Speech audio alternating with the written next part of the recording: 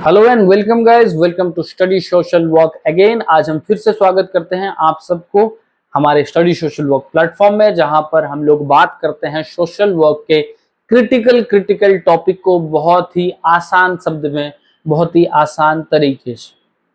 आज हमारा क्लास है यूजीसी नेट का, जहां पर हम लोगों ने थ्योरीज को पढ़ाई किया है, theories of social work, various kind of theories को हम लोगों ने पढ़ाई किया है और उसी का ही आज हम लोग एमसीक्यू प्रैक्टिस करेंगे। तो ये जो हमारा टॉपिक है ये हम लोग पेड कोर्स के अंदर पढ़ाई करते हैं, जो यूजीसी नेट के जो बैच है चैंपियंस बैच 2025, और दिसंबर का एग्जाम सामने है तो दिसंबर के लिए प्रिपरेशन हो रहा है। अगर आपको इस बैच में एनरोल करना है तो क्या करना है, सिंपली हमारे ऐप स्टडी सोशल वर्क को आपको डाउनलोड करना है। डाउनलोड लिंक आपको नीचे मिल जाएगा।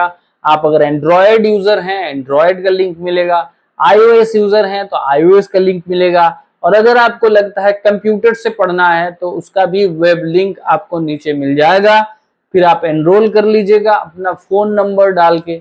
और अगर आपको लग रहा है कि आपको स्ट्रक्चर्ड पैटर्न में, स्ट्रक्चर्ड वे में, गाइडेंस के साथ यूजीसी नेट के लिए तैयारी करना है और एक ही चांस में यूजीसी नेट को क्रैक करना है, तो हमारा batch UGC net social work champion 2025 दिसंबर, इसको आप एनरोल कर लीजिए। एनरोल करने के पहले आप कोड सोशल वर्क कैपिटल में, सोशल वर्क कैपिटल में जरूर इस्तेमाल कीजिए ताकि आपको 500 का डिस्काउंट मिल जाए। चलिए हम लोग आज पढ़ाई करते हैं, आप लोग भी साथ में रहिए, पढ़ते पढ़ते सीखते हैं, समझते हैं। हर एक क्वेश्चन को हम लोग पोस्टमार्टम करेंगे, समझेंगे कि क्या राइट आंसर है, क्या रॉन्ग आंसर है।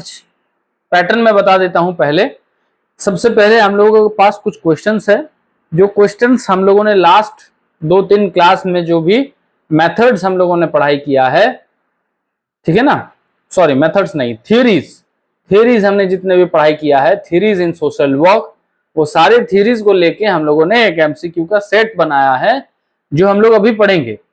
पहले मैं हर एक एमसीक्यू के ऊपर एक करके सवाल दूंगा, ऑप्शन दूंगा, आपको आंसर करना है। और फिर अगर कहीं पर कंफ्यूजन जैसा क्वेश्चन होगा तो उसको मैं एक्सप्लेन कर दूंगा कि आंसर अगर हो रहा है तो आंसर क्यों हो रहा है। Okay, so let's start. First question is, who proposed the differential association theory of criminal behavior, and which is very easy question, क्योंकि ये कल हम लोगों ने डिस्कस किया है, अभी ताजा ताजा है। आंसर जल्दी से करो। Okay great, so answer is B, मतलब दोनों बच्चों ने हम लोगों का बी दिया है।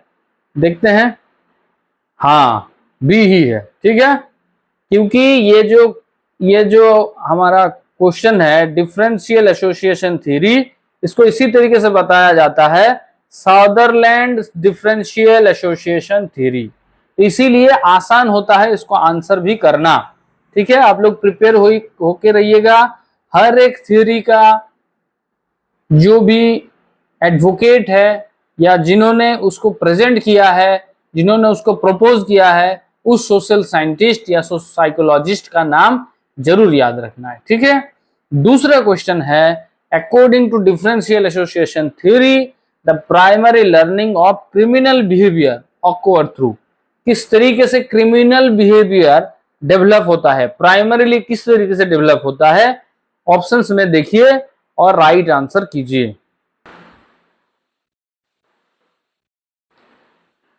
आंसर आ रहा है सी।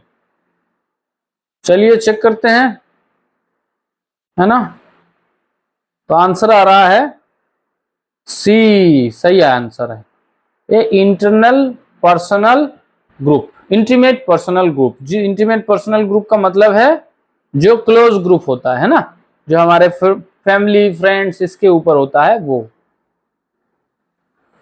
अच्छा, विच ऑफ द, अच्छा एक चीज और लग सकता है आप लोगों को मैं बता दूं, अभी जो क्वेश्चंस है ना वो आसान लग सकता है, लेकिन यूजीसी नेट में इसी स्टैंडर्ड का भी क्वेश्चन पूछा जाता है, यही है स्टैंडर्ड, लेकिन उस टाइम डिफिकल्ट लगता है। क्यों लगता है उस टाइम डिफिकल्ट?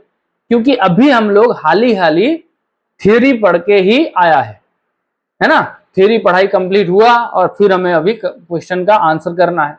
लेकिन जब आप यूजीसी नेट के लिए एग्जाम देने जाते हैं तो आपके पास बहुत सारे टॉपिक पढ़ा हुआ होता है, जिसके कारण उस टाइम बैकफुट में आके सोचना कि कौन सा थियरी का कौन सा आंसर है वो थोड़ा मुश्किल हो जाता है। इसीलिए आप लोगों को क्या करते रहना है, थोड़ा थोड़ा करके रिवाइज करते रहना है। जितना ज्यादा रिवाइज उतना ज्यादा फायदा, ठीक है ना।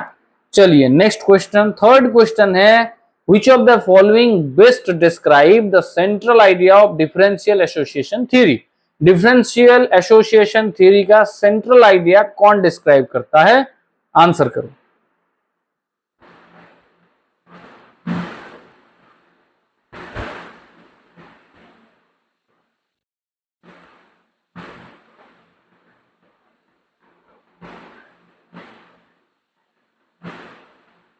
जल्दी जल्दी।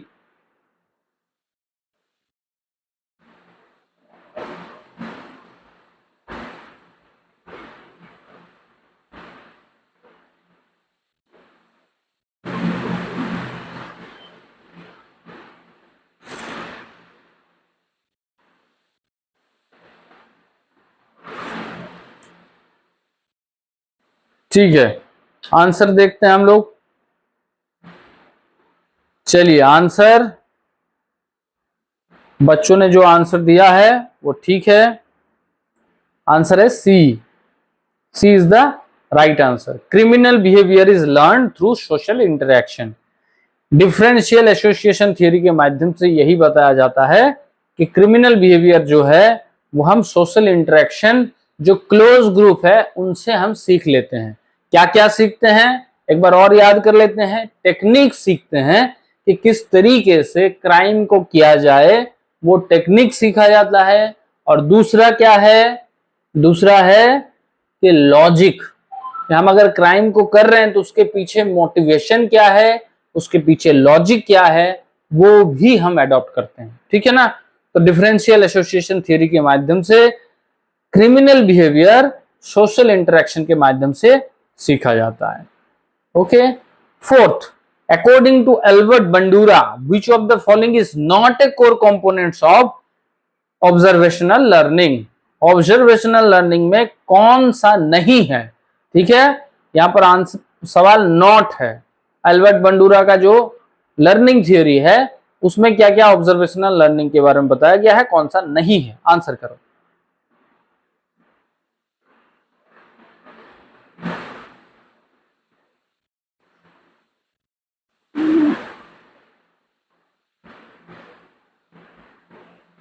आंसर करो जल्दी जल्दी।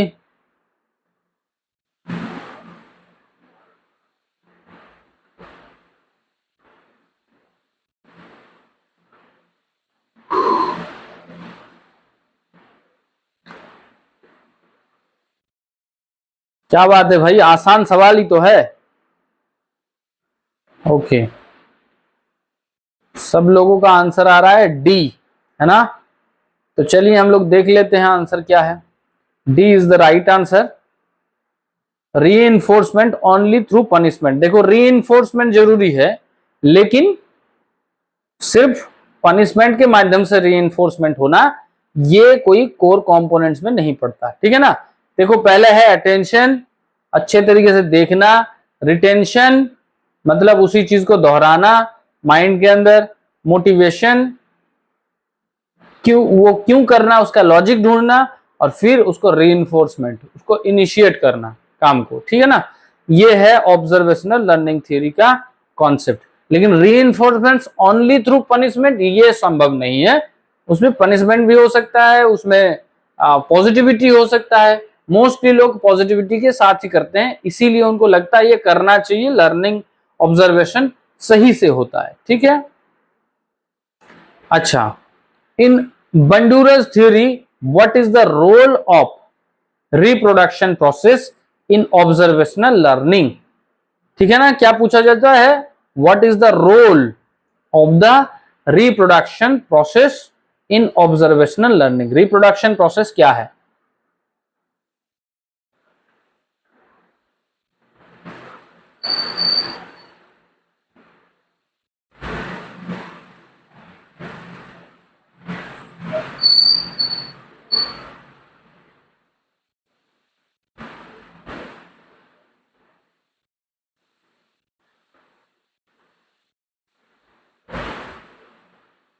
आंसर करो। एक जने ने आंसर किया, ठीक है, आंसर आ रहा है बी।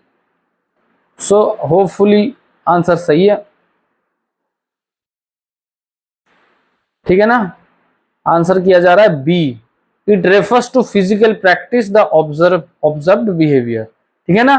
तो ये जो रिप्रोडक्शन है ये हमारा लास्ट ऑब्जर्वेशन था, चारों ऑब्जर्वेशन में से लास्ट ऑब्जर्वेशन। और इसका मतलब जब हम शरीर से बाई फिजिकल इन्वॉल्वमेंट हम जब कोई भी चीज को करते हैं तो उसको हम रिप्रोडक्शन कह सकते हैं। It refers to the physical practice the observed behaviour, है ना। जो हमने देखा वही चीज को जब हम फिजिकली करते हैं तो उसी को रिप्रोडक्शन कहते हैं, अकॉर्डिंग टू बंडूरास थ्योरी, ठीक है। अच्छा, sixth, according to William F Ogburn the concept of cultural lag primary refers to, क्या है आंसर देखो। कल्चरल लैग, सवाल बहुत अच्छा है, कल्चरल लैग थ्योरी से सवाल आने का संभावना भी होता है। अच्छे से पढ़ो और इसको आंसर करो।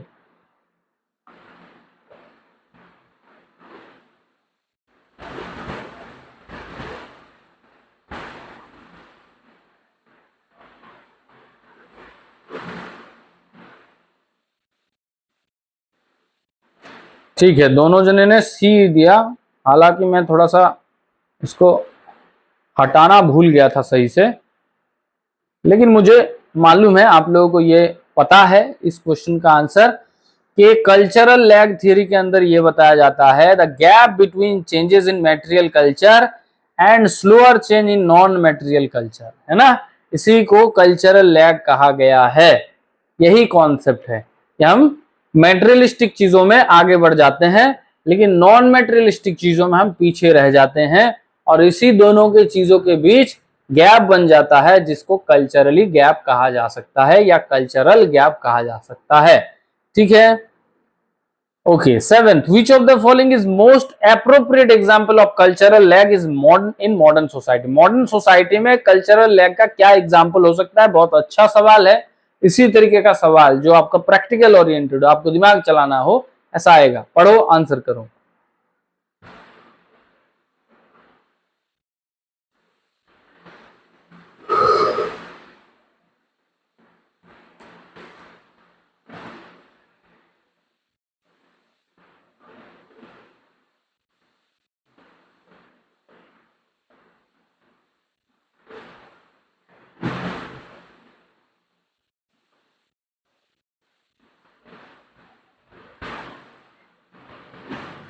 आप लोग गिनते रहना, ठीक है, कितना राइट हो रहा है कितना रॉन्ग हो रहा है। अभी तक सारे ठीक है।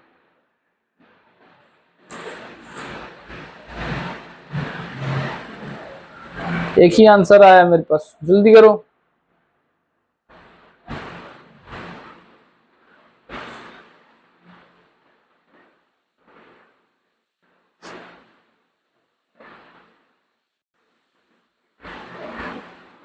ठीक है, तो आंसर सब लोग बी कर रहे हैं, हम देख लेते हैं। B is the right answer यहां पर, लेकिन थोड़ा आप लोग टाइम लगा रहे हैं, इतना टाइम नहीं लगाना चाहिए। एग्जाम्पल क्या है, पहला एक high literacy rate in urban areas, that is not example. Use fossil fuel despite the availability of renewable energy technologies. देखो यहाँ पर दो तरीके का चीज को अच्छे तरीके से एक्सप्लेन किया गया है। एक चीज याद रखना, कभी भी जब कल्चरल लैग के एग्जाम्पल के बारे में सवाल आएगा तो वहां पर दोनों चीज स्पष्ट रहेगा, एक है मेटेरियलिस्टिक डेवलपमेंट और नॉन मेटेरियलिस्टिक डेवलपमेंट नहीं हुआ। इस चीज का आपको क्लियर समझ में आएगा। देखो यहाँ पर क्या बताया जा रहा है, फॉसिल फ्यूल यूज हो रहा है, लोग फॉसिल फ्यूल को यूज कर रहे हैं जहां पर रिन्यूएबल एनर्जी का जो टेक्नोलॉजी है इसको नहीं यूज किया जा रहा है, तो इसी को कल्चरल लैग कहा जा रहा है। रिन्यूएबल एनर्जी जो है वो आपका by technical development, technological development उसके माध्यम से डेवलप हुआ है, लेकिन लोग अभी भी सोच रहे हैं कि कोयला से ही आग को जलाया जा सकता है, कोयला से ही हम एनर्जी को डेवलप कर सकते हैं। ये सारे चीज के ऊपर काम हो रहा है, तो ये आपका एक एग्जाम्पल है, प्रॉपर एग्जाम्पल कल्चरल लैग का, ठीक है। अच्छा, विच of the following is not a core assumption, not a core assumption of social exchange theory? Which of the following is not a core assumption of social exchange theory? Social exchange theory का कौन सा assumption नहीं है? पढ़ो और इसको अच्छे तरीके से अटेम्प्ट करो।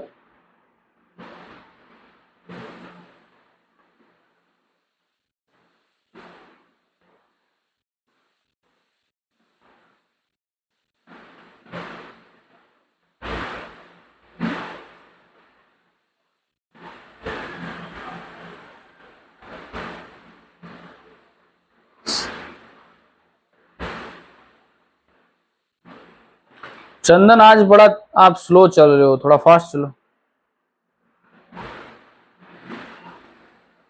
राइट आंसर इज बी, ठीक है ना, sorry C. Which of the following is not a core assumption, not a core assumption, B कैसे हो सकता है, नॉट बोला गया है ना, कोर एजम्पशन नहीं है। तो एक देखो, एक एक करके अच्छे तरीके से समझो। Individual seeks to minimise benefit, maximise benefit. अब सोशल एक्सचेंज थ्योरी का मतलब क्या है? सोशल एक्सचेंज थ्योरी का मतलब सीधा सीधा एकदम एकदम सिंपल वे में समझेंगे, लोग चाह रहे हैं कि मैं जितना इनपुट दे रहा हूं, इनपुट जितना दे रहा हूं उससे मेरा आउटपुट ज्यादा आए, है ना, मुझे ज्यादा मिले, इनपुट से मुझे रिटर्न मेरा ज्यादा हो जाए, इनपुट से मेरा रिटर्न ज्यादा हो जाए। मैं जितना एफर्ट डालूंगा एक रिलेशन में, उस रिलेशन में मुझे रेस्पेक्ट उससे ज्यादा मिले। तो अब एक एक करके देखते हैं। Individual seeks to maximise benefit, ये तो सही है लोग चाहते हैं कि बेनिफिट ज्यादा हो जाए, है ना। दूसरा है relationship are guided by rational calculation, लोग कैलकुलेटिव हैं, इसीलिए तो समझ में आ रहा है कि मुझे कितना मिल रहा है कितना नहीं मिल रहा है। तो relationship are guided by the rational calculation, this is right, क्योंकि हम कैलकुलेट कर रहे हैं तभी तो पता चल रहा है कि मुझे कितना मिलना चाहिए, कितना होना चाहिए। Human are passive recipient of external stimuli, ये नहीं है, ये नहीं है। बाकी डी का भी तो देखिए, cost and rewards are subjective and many may vary, है ना। कॉस्ट एंड रिवॉर्ड्स, कॉस्ट क्या है, इनपुट हमारा कॉस्ट है ना, और रिटर्न हमारा रिवॉर्ड है। तो ये reward, cost and reward are subject and may vary, ये जो कॉस्ट है और जो रिवॉर्ड है ये हमारा वेरी कर सकता है। हाँ वेरी तो करेगा ही, क्योंकि सोशल एक्सचेंज में सीधा बोला गया है कि हमारा इनपुट से रिटर्न हमारे पास ज्यादा होना चाहिए तभी जाके रहेगा, तो वेरी तो करेगा ही, इक्वल नहीं रहेगा, वेरी कर रहा है। Human are passive recipient of external stimuli, ये कहीं पर भी कनेक्टेड नहीं है, तो इसीलिए C is the right answer, C is the right answer. तो ये एक सवाल आप लोगों का गलत हो गया, ठीक है, अच्छे तरीके से पढ़ के आंसर दो। According to social exchange theory people maintain relationship where, social exchange theory में लोग कहां पर रिलेशनशिप को मेंटेन कर रहे हैं? नीचे ऑप्शंस पढ़ो, आंसर करो।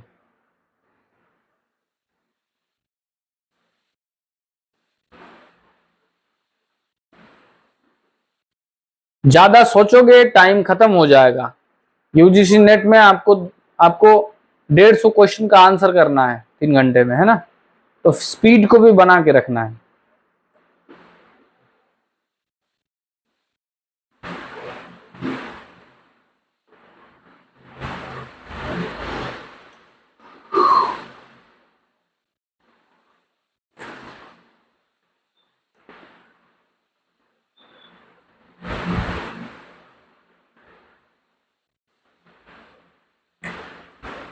ओके, सब लोगों का आंसर बी आ रहा है। Let's see what is the right answer. Hopefully right answer सही है ना। क्या कहा जा रहा है? According to social exchange theory people maintain relationship, लोग वहीं पर ही रिलेशनशिप को मेंटेन कर रहा है जहां पर रिवॉर्ड्स आउटवेट द कॉस्ट, कॉस्ट से रिवॉर्ड ज्यादा हो रहा है ना। हमारा कॉस्ट मतलब इनपुट जो है, हम लोग जितना एफर्ट डाल रहे हैं उससे हमारा रिवॉर्ड मतलब प्यार मोहब्बत हमें ज्यादा मिल रहा है, तो वहां पर हम अपने रिलेशनशिप को मेंटेन कर रहे हैं। ठीक है। 10th, how can a social worker best use social exchange theory in practice. Social exchange theory को एक सोशल वर्कर किस तरीके से प्रैक्टिस में ला सकता है। ठीक है,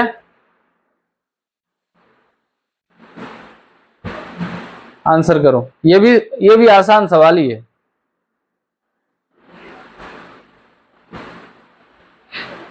जिस तरीके से पढ़ाया गया है, कोई सवाल मुश्किल नहीं है। मुझे अभी तक मतलब थोड़ा भी सोचने का मौका नहीं मिला। ग्रेट नवेंदु, अच्छा जा रहे हो आप। सो राइट आंसर इज बी। क्या पूछा गया है? सोशल एक्सचेंज थ्योरी में थ्योरी को सोशल वर्कर कैसे इस्तेमाल करेंगे, यूज क्या है। तो हम लोग कैसे इस्तेमाल करेंगे? हम समझने के लिए इस्तेमाल करेंगे कि जो कॉस्ट बेनिफिट डायनामिक या कॉस्ट बेनिफिट रिलेशनशिप है क्लाइंट के अंदर, उसको समझने के लिए हम लोग इस्तेमाल करेंगे। मैं एक बार थोड़ा सा छोटा करके बता देता हूं, क्योंकि इसको अच्छे तरीके से पढ़ाया तो गया है अच्छे तरीके से, लेकिन हो सकता है यूज को इतना अच्छे तरीके से नहीं पढ़ाया गया है। हम लोग जब काउंसलिंग करते हैं, रिलेशनशिप को मैनेजमेंट के ऊपर हम कोई काम करते हैं, ग्रुप वर्क करते हैं, कहीं पर भी किसी भी तरीके का सोशल वर्क के मेथड को हम अप्लाई करते हैं, तो वहां पर हमें बिहेवियर को अंडरस्टैंड करने का जरूरत होता है।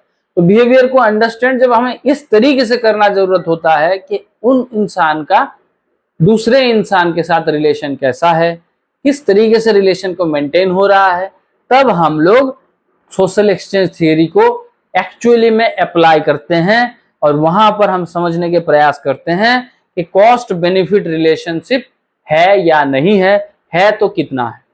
एक रिलेशनशिप तभी चल सकता है जब वहां पर कॉस्ट बेनिफिट डायनामिक डेवलप होके रखा है कि हम जितना एफर्ट डाल रहे हैं उतना हमें एटलीस्ट मिले या उससे ज्यादा हमें मिले रिटर्न में। प्यार मोहब्बत हो, रिस्पेक्ट हो, कुछ भी हो, एटलीस्ट रिवॉर्ड हमें मिलना चाहिए। तो दैट इज द थिंग कि हम जब काम करेंगे, ऑन फील्ड प्रैक्टिकल ओरिएंटेड होके काम करेंगे, तो हमारे पास ये अंडरस्टैंडिंग होना बहुत जरूरी है कि हाँ, कौन आवाज दिया देखे, बताओ सर।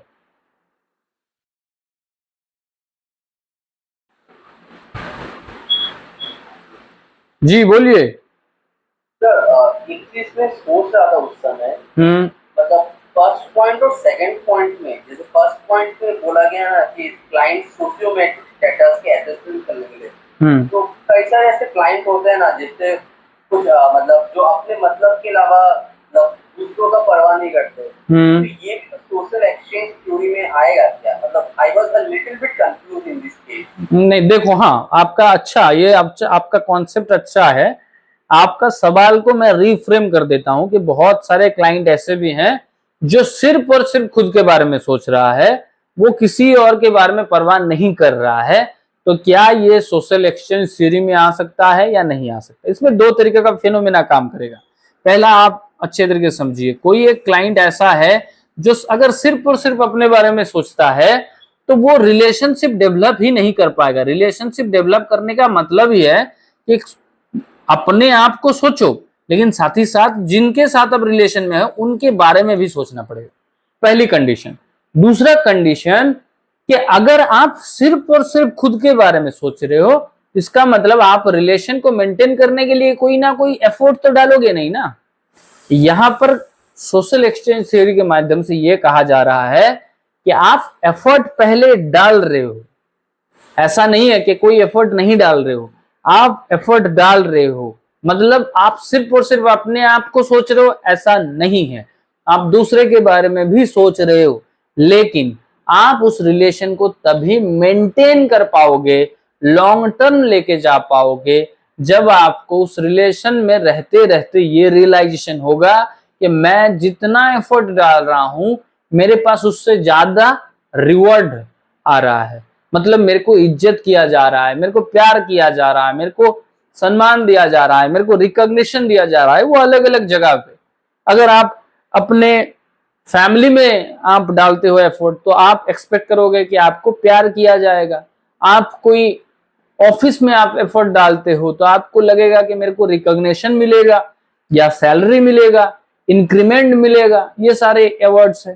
तो अल्टीमेटली आप सिर्फ और सिर्फ खुद के बारे में सोचोगे तो ये सोशल एक्सचेंज के अंदर नहीं आएगा, क्योंकि सोशल एक्सचेंज में आने के लिए आपको पहले एफर्ट डालना जरूरी है, मैंडेटरी है, करना ही पड़ेगा। ओके, समझ में आ गया ना?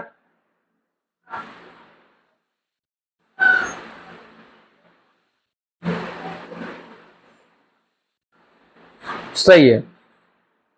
चलो हम नेक्स्ट क्वेश्चन में चले जाते हैं।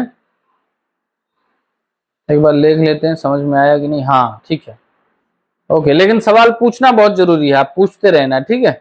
अच्छा सवाल था। ओके, 11 जो क्वेश्चन है, according to Kurt Lewis field theory, या फिर से फील्ड थ्योरी से सवाल आया, behaviour is a function of, क्या है फंक्शन? आंसर करो, बिहेवियर क्या है?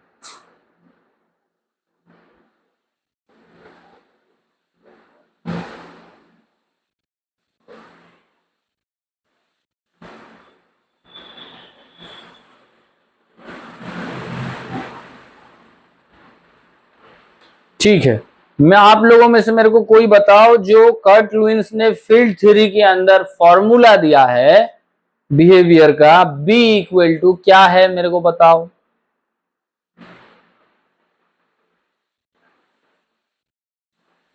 थोड़ा जल्दी लिखो।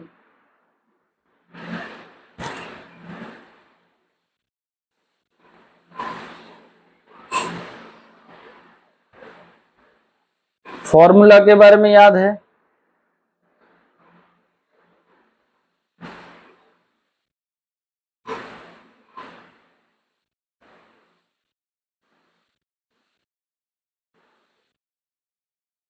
क्या बात कर रहे हो, कल पढ़ाया किया आज भूल गए? पी एफ पी ई ये क्या है?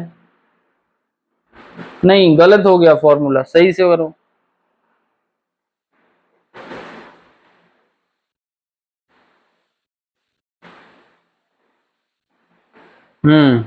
अब सही है, अब सही है। क्या फॉर्मूला था? B equal to, B equal to F, मतलब function of P and E, person and environment, ठीक है ना? ये याद रखना पड़ेगा। बताओ सर। हाँ सर, वो टाइपिंग मिस्टेक हो गया था। ठीक है, ओके, कोई बात नहीं। तो जो है यहां पर जो आंसर है, आंसर क्या है? होपफुली आंसर सही है, सी, पर्सन एंड एनवायरमेंट बताया गया है। बी इक्वल टू एफ, फिर bracket P and E, behaviour is function of person and environment, this is the function, मतलब वो क्या बोलते हैं उसको, formula, formula of field theory given by Kurt Lewis, याद रखना है, ठीक है। अच्छा, फिर से एक सवाल आया है फील्ड थ्योरी से, in field theory what is referred to as life space. आप लोगों को अगर डायग्राम याद है ना तो आप ये सवाल का आंसर कर पाओगे, अदरवाइज थोड़ा मुश्किल हो पाएगा। फील्ड थ्योरी के अंदर लाइफ स्पेस का मतलब क्या है?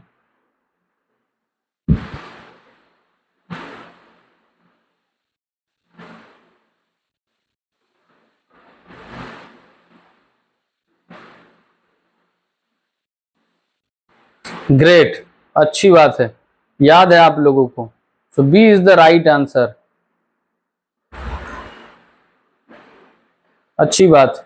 फिर भी मैं बता दूं, जो हम लोगों ने डायग्राम बनाया था, तो ऐसा एक डायग्राम था जिसके अंदर पी था, पर्सन था, और इधर से पॉजिटिव फोर्स, इधर से नेगेटिव फोर्स, नेगेटिव फोर्स के माध्यम से बैरियर क्रिएट हो जा रहा है, यहाँ गोल है ना। अब ये जो कंडीशन है, ये सराउंडिंग में, इसको लाइफ स्पेस बोला जाता था, ये वाला पार्ट को लाइफ स्पेस, लाइफ स्पेस कहा जा रहा है। क्यों? क्योंकि ये इंटरनल और एक्सटर्नल फैक्टर्स का इन्फ्लुएंसिंग बिहेवियर है। इसके अंदर क्या चल रहा है, इंटरनल और एक्सटर्नल फैक्टर्स का इन्फ्लुएंस चल रहा है, तभी तो जाके लोग नेगेटिव एंड पॉजिटिव चीजों के ऊपर गुजर के अपने बैरियर को हटा के भी यहां पर आपके गोल तक पहुंच पा रहा है। तो that is called life space. अच्छी बात है, आप लोगों ने याद रखा है, ग्रेट, मुझे अच्छा लगा। चलिए, which of the following is not typically considered as cause of cultural lag? Cultural lag का कौन सा कंसिडरेशन नहीं है, ठीक है ना, बताओ। ऑप्शंस को देखो और आंसर करो।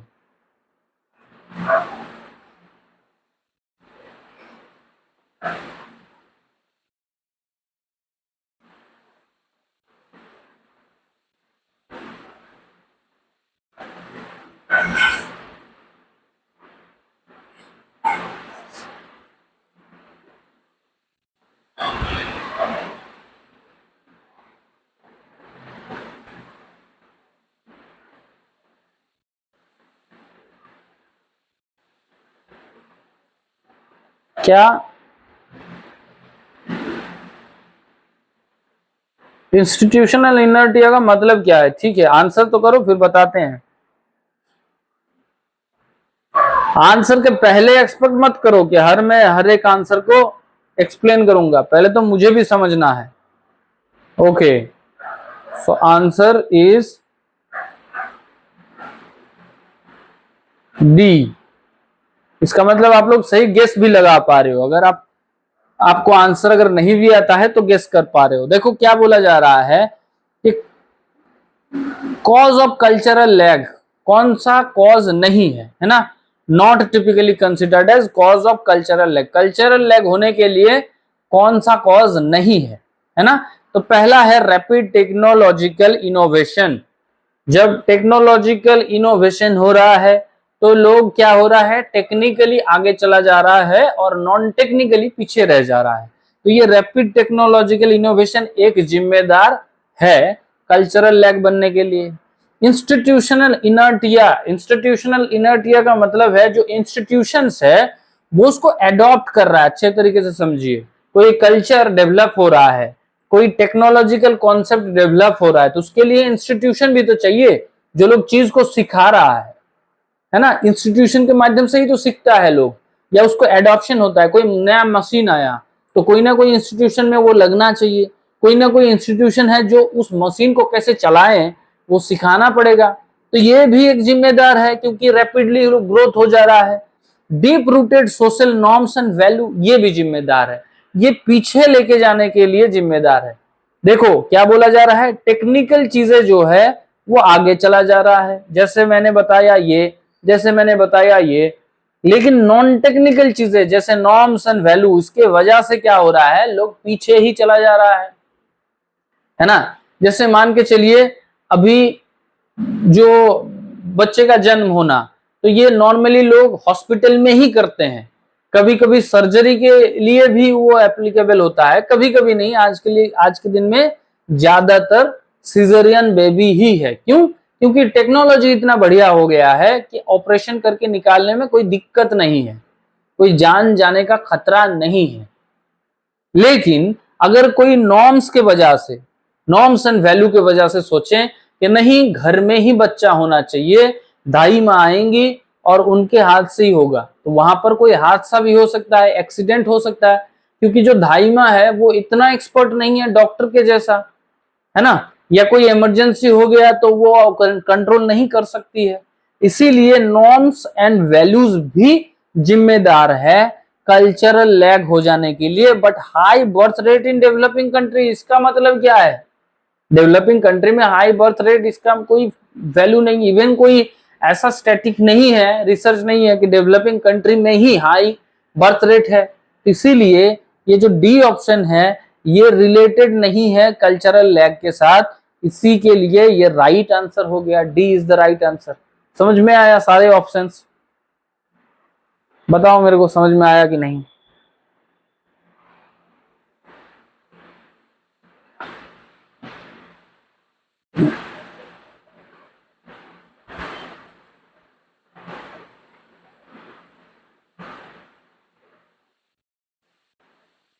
ठीक, चलो आज मैं इतना ही क्वेश्चन लाया था।